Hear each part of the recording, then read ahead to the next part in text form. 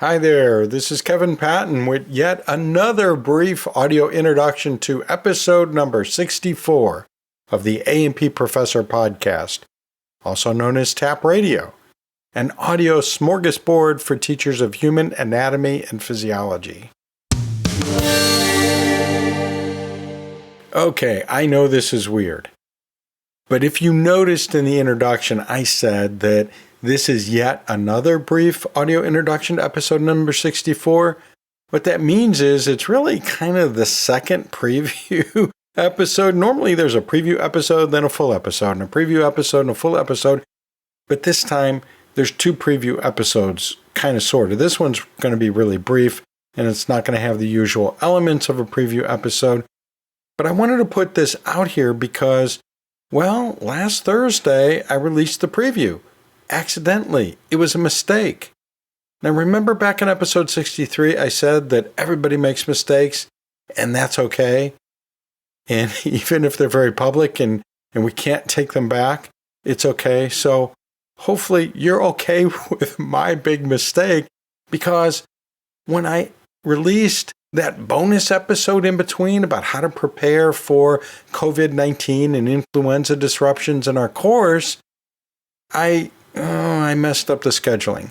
I meant to push episode 64 back a week, and so I pushed the full episode back a week, but the preview episode dropped too early. So it dropped last Thursday, and now some of you are expecting on Monday for the full episode to come out, and it's not. It's not going to come out till next Monday. And so I didn't want to leave you all hanging there and think that you did something wrong, because it was me that did something wrong. So, this is all a big mistake, but that's okay. There's a couple of interesting things that I wanted to share with you anyway, and so that gives me the opportunity to do it. And then, mainly I just want to tell you to hang on. The new episode's coming. It's coming next week, and it's going to be a great one with DiMarco, who's going to tell us about memory palaces, what they are, and how they can help students remember a lot of information that's all related to one another. So that's in the upcoming full episode, episode number 64. Having this extra little episode in between the other scheduled episodes gives me the opportunity to remind you once again that I'm getting ready to prepare Kevin's unofficial guide to the HAPS Annual Conference, the 2020 edition. And I've been putting it out there for a little while that I would love your tips, your positive stories about your HAPS conference experiences, your questions about, how to prepare for or what's to expect at a HAPS annual conference. So I need those right away, so that I can get them into this year's edition of Kevin's unofficial guide to the HAPS annual conference. So please send those in as soon as you can. Okay, here it is again. Remember that survey that's going to help me with making this podcast more like what you really, really want to hear in a podcast? Oops. Yeah, I know. I do it too. You meant to fill it out for me, but you just keep forgetting. So here's another gentle reminder about this short, easy survey put together by a team of podcast analysts at PodTrack to see who's listening and help figure out what's working and what's not. Hey, it's your experience as an individual listener that's important to me. Just go to the approfessor.org/survey. And you know what? If you want to just call me up and chat about it, feel free to do that too. Really. Well, okay. We've already suspended any dependence on a linear time frame, right? And I didn't have time to do a preview episode for bonus episode 63B. That's the one where I outline strategies for preparing our courses and ourselves for potential disruptions to our course caused by disease outbreaks. But I have time now in this unexpected post-preview episode to circle back and do an important word dissection. And that term that we're going to dissect is COVID-19. Now, of course, that's the official name designated by the World Health Organization for the disease in which we're experiencing an outbreak right now. Now, there are other outbreaks going on. I know there are influenza outbreaks and measles outbreaks in various areas of the world. Okay, but I'm going to focus now on the one that's taking up all the news space, and that is COVID-19. And that is an important term, and we'll see why in just a moment. First, let's break it down. That is dissected. The first word part is CO, and that stands for corona, like in coronavirus.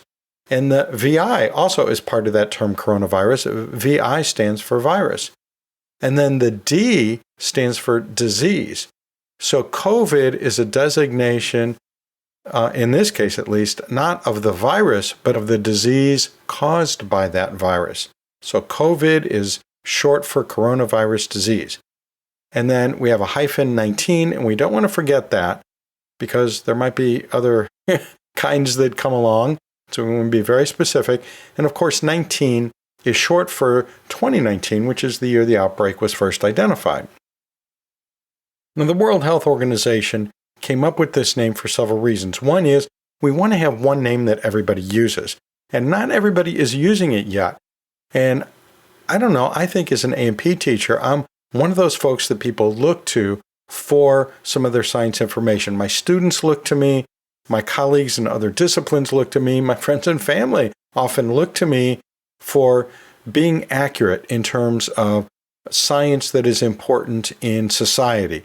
Because that role has been thrust upon me, whether I want it or not, I'm going to be careful about the way I talk about things like COVID-19, and I'm going to try my best to call it COVID-19 and not the coronavirus outbreak or just coronavirus, because that term is not very specific.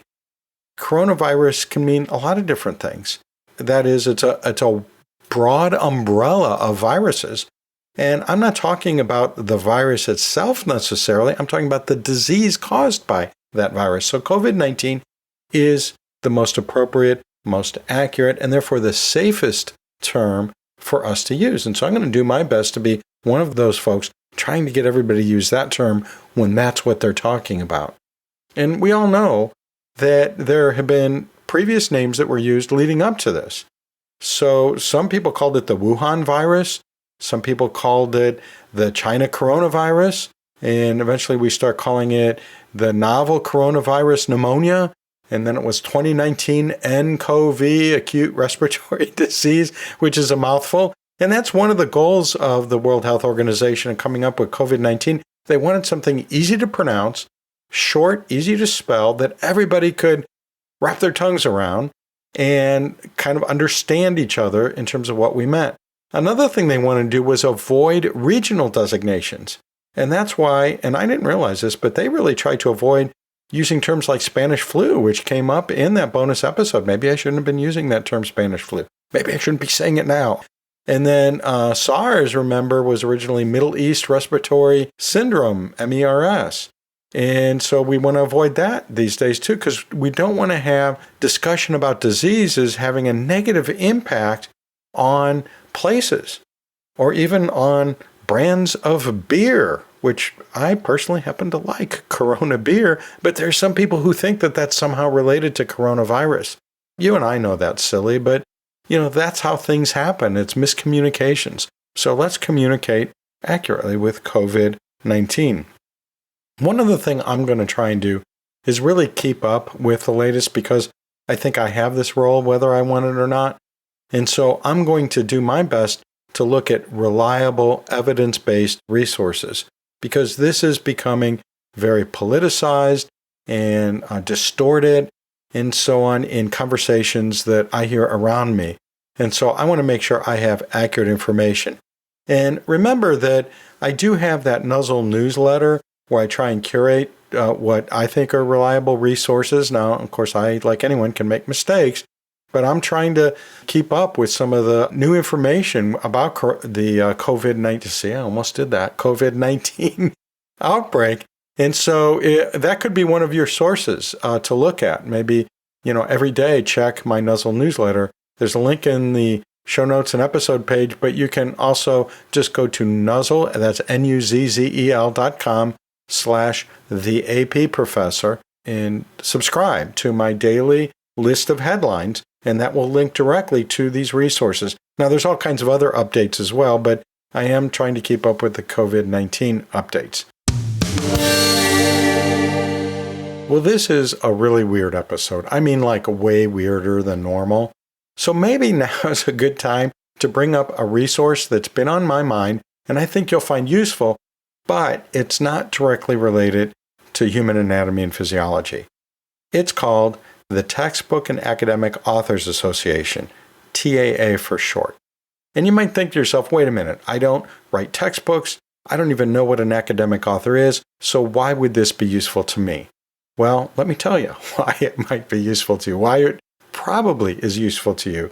The textbook part refers to, traditional textbooks, and that's what first drew me to it, because I wanted to learn more about the art and craft and science of doing effective textbooks.